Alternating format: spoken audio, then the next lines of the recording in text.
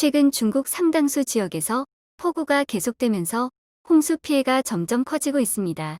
이런 집중호우로 산샤댐 수위가 점점 높아지자 중국은 비상사태가 걸렸습니다. 이제 산샤댐의 최고 수위가 얼마 남지 않아 곧 붕괴할 가능성이 커졌기 때문입니다. 지금까지 대홍수가 발생할 때마다 산샤댐의 안전 문제를 두고 얘기가 많이 나왔지만 이번에는 수위가 175m에 달했으며 불과 10m를 남겨두고 있어 가까운 시일에 댐이 붕괴할 거라는 예측이 나오고 있습니다. 중국의 한 과학연구원은 아래 지역민들은 피하라라는 글을 자신의 SNS 계정에 올렸고 이 내용이 확산되면서 사람들은 산샤댐의 붕괴가 막연한 일이 아닌 정말 코앞으로 다가왔다고 믿기 시작했습니다. 여기서 산샤댐이 붕괴가 되면 아래 지역민들만 피해를 볼 거라 생각할 수 있지만 산샤댐이 붕괴가 되면 아래 지역민들만의 문제가 아닌 중국이라는 나라 자체가 위기에 빠져 그날로 운명이 끝날 수 있습니다. 산샤댐은 세상에서 세 번째로 긴 강인 양쯔강에 있는 댐으로 세 개의 큰 협곡이 만나는 곳에 독을 쌓아 탄생된 세상에서 제일 큰 댐이자 발전소입니다. 이곳에서는 일반 원자력 발전소 전기 생산량의 23배를 생산하기 때문에 중국의 경제산업과 밀접하게 관련되어 있고 산샤댐의 물의 저장량이 어마어마하기 때문에 붕괴라도 하면 그 피해 규모가 상상 초월하게 됩니다. 산샤댐의 붕괴 시나리오는 이렇습니다. 산샤댐이 붕괴되면서 시속 100km의 속도로 방류되는데 물의 높이가 대략 70m나 돼서 50만 명의 사람들이 30분 만에 익사당하게 됩니다. 그리고 10시간 이내에 무한을 물로 쓸어버리고 하루 안에 수십 미터의 물 높이로 난징에 있는 건물들과 사람들을 익사시킵니다. 이 기세를 몰아 중국의 경제 중심지인 상해까지 물에 잠겨 그야말로 초토화가 되는 것이죠. 이런 시나리오대로 흘러간다면 중국의 경제는 물론 정치, 사회 등 모든 게 무너져 내려 중국이 다시 일어서기 힘들어지게 됩니다. 심지어 양쯔강은 중국에서 물자가 풍부한 곳으로 유명합니다. 인구 6억 명의 공수부대가 중국 전체의 90%며 수자원은 38%, 곡물 및 양식이 40%를 차지하죠. 이 많은 자원이 산샤댐의 방류로 물에 덮여 순식간에 사라지게 된다면 이 피해액은 말로 표현이 안 될 만큼 감당하기 힘들어집니다.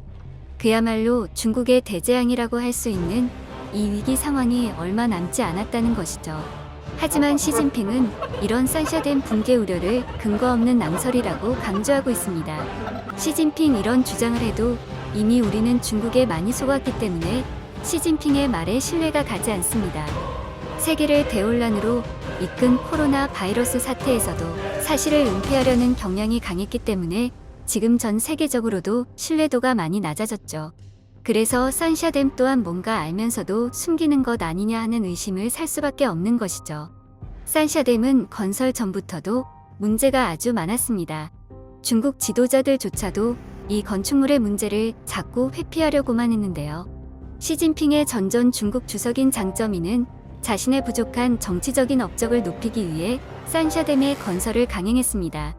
하지만 건설만 할 뿐, 건설 이래 18년 동안 고위 정치인들이 산샤댐에 방문하지 않았죠.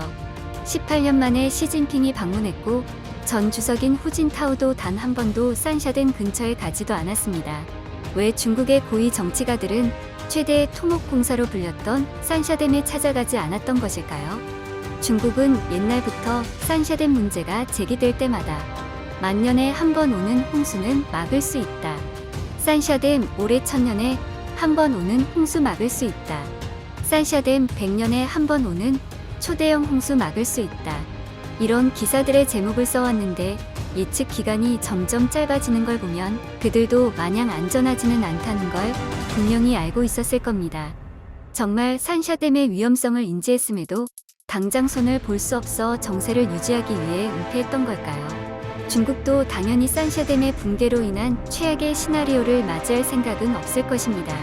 대신 산샤댐 붕괴를 막기 위해 필사적이겠죠. 산샤댐의 붕괴를 막는 방법은 두 가지가 있습니다. 우선 상류 지역의 보문을 열어 수위를 낮추는 것입니다. 하지만 이 방법은 상류 지역 마을들이 물에 잠겨 피해를 보기 때문에 쉽게 결정을 내릴 수 없습니다. 지질학자판 샤오는 댐이 상류의 범람을 부분적으로 차단할 수 있지만 양쯔강 중부 및 하류 지역 홍수를 통제하는 데에는 제한적인 영향을 미쳤다라고 말하며 실질적으로 큰 효과는 없다고도 말했죠. 다른 하나는 하류로 물을 보내는 방법입니다.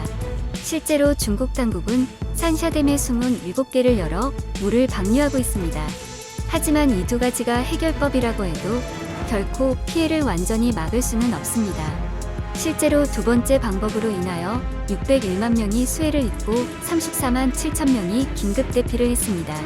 산샤댐의 방류량이 어마어마하여 들어오는 유량이 상당하기 때문이었죠. 따라서 지금 산샤댐의 붕괴를 막을 수 있는 확실한 방법은 이대로 비가 그치기를 바라는 겁니다. 중국의 미래가 달린 이 시기에 시진핑은 계속 하늘만 바라보며 비가 더 이상 오지 않기를 바라고 있을 겁니다. 하지만 산샤댐 붕괴는 마냥 중국만 걱정해야 할 문제가 아닙니다. 산샤댐이 붕괴할 경우 원전이 파괴되어 방사능이 대량 유출될 수 있는데 이 원전의 방사능이 겨울철 편서풍을 타면 한국 전역으로 퍼지게 될 가능성이 큽니다. 또한 중국 전역을 휩쓴 어마어마한 흙탕물이 동해로 흘러오면서 생성된 대규모의 저염 분수가 동쪽으로 계속 확산되는데 여기서 남서풍이 동쪽으로 흘러가게끔 힘을 실어주면 3에서 4주 만에 제주도 연안까지 밀려옵니다.